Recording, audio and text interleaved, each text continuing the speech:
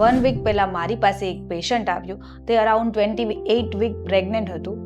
તેનો કન્સર્ન એ હતો કે મને કોઈ ડિસ્ચાર્જ નથી થતું, પેઇન નથી થતું, પણ એક ખાસ વાત કે મને બેબી મુવમેન્ટ જ ફીલ નથી થતી. પછી મેં તેમની સોનોગ્રાફી કરી. That was shocking. બેબીના હાર્ટબીટ જ નહોતા.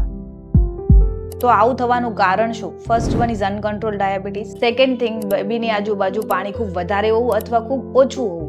Third one is poor placental function. And fourth one is બેબીનો ગ્રોથ ખૂબ ઓછો હોવો, ફિટલ ગ્રોથ રેસ્ટ્રિક્શન્સ. જ્યારે આ ન્યૂઝ મેં એમના પરિવારને આપ્યા ત્યારે એના સાસુ તરત જ એવું બોલ્યા કે અમારા વખતે તો એક પણ સોનોગ્રાફી નહોતી થતી, તો પણ સારા બેબીઝ આવતા હતા. That lady is right it that place.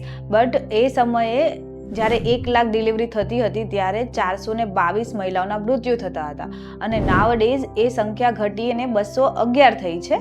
આ મૃત્યુદર ઘટવાનું કારણ આ મોડર્ન મેડિકલ સાયન્સનું ઇન્વેન્શન જ છે. સો આપણે બધાએ આ ટેકનોલોજીનો લાભ ઉઠાવવો જોઈએ.